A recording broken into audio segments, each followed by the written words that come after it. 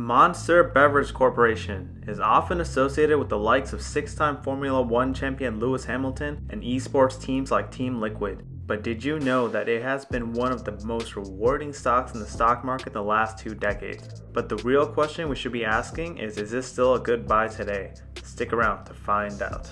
Hey everyone, Stock Ninja here. This is episode 20 of Who Beat the S&P 500. Crazy that we hit 20 already. I mean, when I started the series, I had no idea this many companies beat the stock market. But it has been fun researching companies and learning new things every day. That being said, today we'll be looking into Monster Beverage Corporation, who has been an absolute powerhouse in the consumer defensive sector the last 20 years. Let's see what makes them so successful. Formerly known as Hansen's, Monster Beverage Corporation was founded in 1935 by Hubert Hansen. Hansen and his 3 sons began by selling juice to film studios and retailers in Southern California under the Hansen's name. The company faced some turbulent times and at one point in 1988 filed for bankruptcy before being acquired by California Co-Packers Corporation and renamed Hansen's Natural Company. On January 5, 2012, shareholders agreed to change the name of the company to what it is today, Monster Beverage Corporation, and began trading with the ticker symbol MNST on the New York Stock Exchange. Today, Monster Beverage has a global reach of approximately 161 countries and territories worldwide. From humble beginnings and through tumultuous times, and now to even greater heights, let's see what kind of returns Monster Beverage would have given you over the last 20 years. Had you invested $10,000 into Monster Beverage exactly 20 years ago, you would now have a phenomenal total worth $903,837.71 versus the $33,629.70 of the S&P. That's an 8,936.96% total return, pulverizing the returns of the S&P's 236.16% by nearly 38 times, which comes out to an average annual return of 25.25% versus a 6.25% of the S&P in the same time frame. Monster Energy having one of the best 20-year runs we have seen in this series. If you're enjoying the content, don't forget to destroy that like button and subscribe to the channel. Monster Beverage Corporation currently has a market cap of about $41.5 billion, making it a large cap company. Monster Beverage is listed within the consumer defensive sector with an industry focus in beverages, non-alcoholic. Monster Beverage trades with the ticker symbol MNST and is currently a member of the S&P 500 and NASDAQ 100 indexes. Monster Beverage currently does not offer a dividend and is a growth stock, which was actually quite interesting to me because there just aren't too many in the consumer defensive sector. I found just a handful of growth stocks within the top 25 stocks by market cap in this sector. Changing things up a bit for this particular video and looking at institutional shareholders first. When looking at what institutions currently hold the most Monster Beverage stocks, we have BlackRock shockingly in 5th with a 3.49% stake. Just slightly higher than them in 4th, we have AllianceBernstein with a 3.58% stake. And making the top 5 for the first time across all companies we have covered in this series is Loomis, Sales & Co. with a 4.62% stake in Monster. In 2nd is Fidelity with a 4.97% stake, and lastly in 1st is of course Vanguard with a 5.36% stake. Vanguard's total stake valued at roughly $2.3 billion. Now, what is interesting and very important to keep in mind through the rest of this video is that one of the largest shareholders of Monster Beverage Corporation is actually the Coca-Cola Company. Coca-Cola initially bought a 16.7% stake in Monster in 2015 for $2.15 billion. The deal enabled Coke to gain 2 seats on Monster's board of directors, and Monster also issued additional shares to Coke. In the terms of the deal, Coke transferred ownership of their energy business, which included drinks like Full Throttle, Burn, and Power, to Monster, while Monster transferred its non-energy business, which included the drinks like Hansen's Natural Sodas, PC, and Huber's Lemonade, to Coke. As of today, Coke's stake in Monster has grown to around 19.36% and will no doubt grow larger due to Monster Beverage's share buyback programs. Monster Beverage Corporation's fiscal year runs from January through December each year. As fiscal year 2020 is not yet complete, we will look at their 2019 annual report. In fiscal year 2019, Monster generated approximately $4.2 billion in revenue. Since 2015, we can see that Monster has been averaging a double-digit average growth of around 12% a year, which is very good, given the sector averages more in the lower single digits. Monster Beverage currently has a PE ratio of 38.11, which is quite high, but when comparing that to the average tech growth stock, it feels somewhat of a discount. On top of that, it's nice to see that their forward PE is at 31.64, which is indicative of more growth ahead. They essentially have a trailing 12-month EPS of $2.12 per share and is expected to be higher at $2.55 per share next year. The growth in earnings per share will not just be revenue growth, but also a decreasing share count. The shares outstanding have been steadily coming down after a huge influx in the market in 2015 due to the aforementioned deal with Coke. This shows that management is quite confident in their company, and this is further highlighted by their announcement on March 11, 2020, where their board authorized an additional $500 million in share buybacks, as well as their previously authorized $536.6 million in buybacks that they still have to go. Remember, this was in the middle of the massive drop that we saw in March, so pretty bold to make this announcement then. Now, time for one of my favorite things to do, which is looking at the company's balance sheet. The biggest thing that stood out to me, guys, is that this company has no debt. None in the short term and none in the long term. And typically, growth companies increase their share count to offset this, but Monster is lowering it, which brings their debt to equity ratio to a big fat 0. Which, keep in mind, it is generally accepted that a debt to equity ratio of 1 to 1.5 is considered good, depending on the industry, of course. On top of no debt, they have $2.3 billion in current assets and just $675 million in current liabilities, with total liabilities equaling just under $1 billion.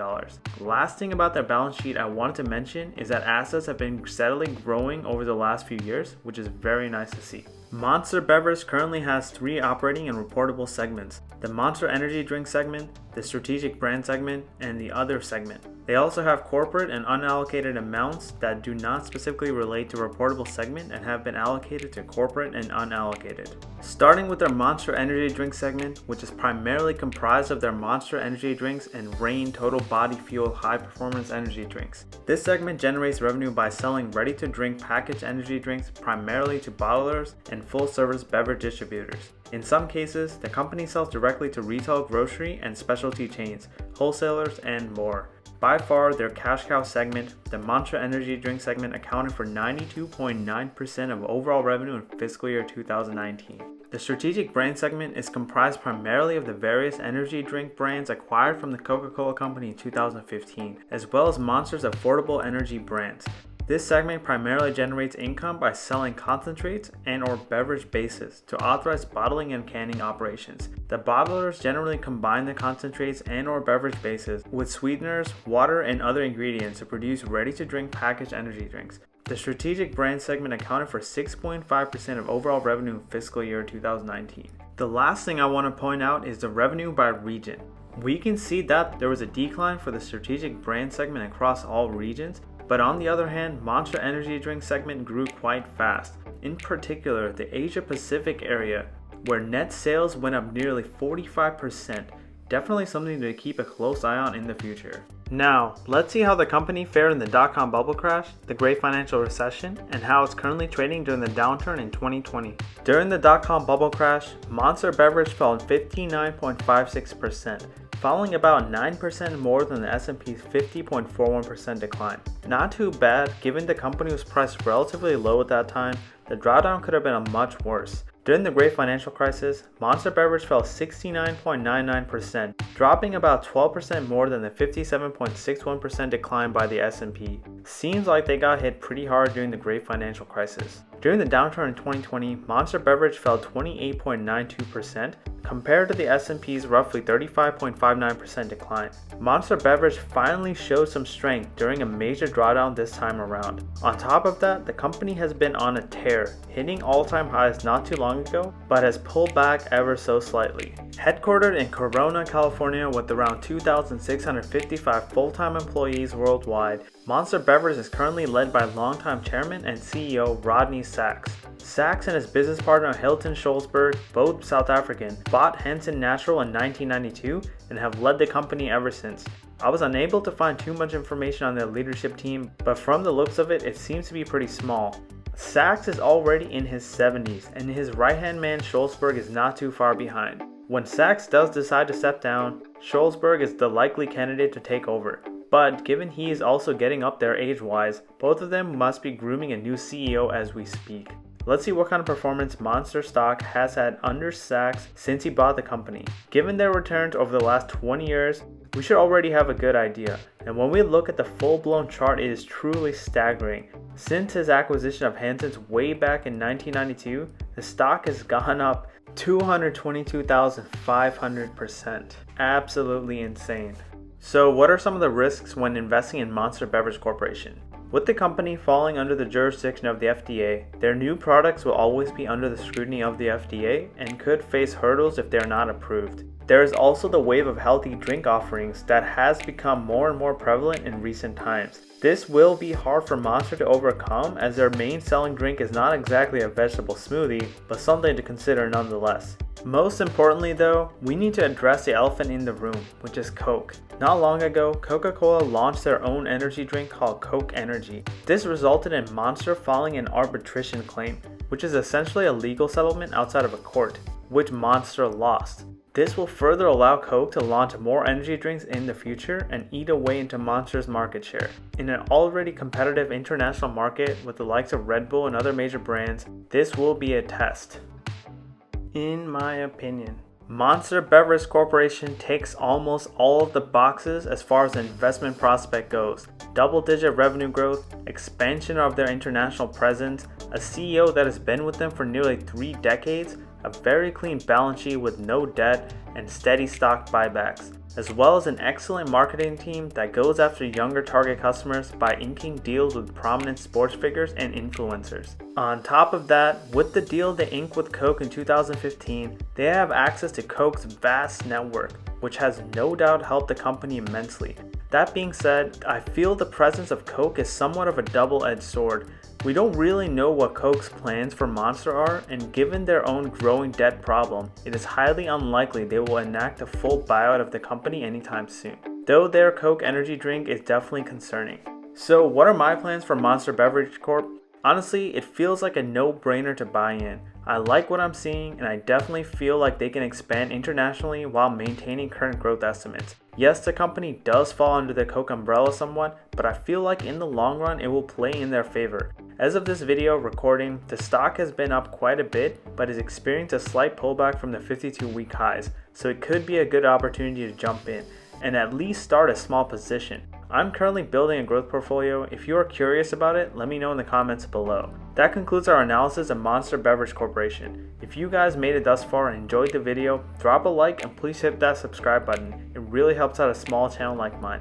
Till next time, Stock Ninja out. I am not a financial advisor, and this video is for educational purposes only. Please do your own research before buying or selling any stocks seen in this video.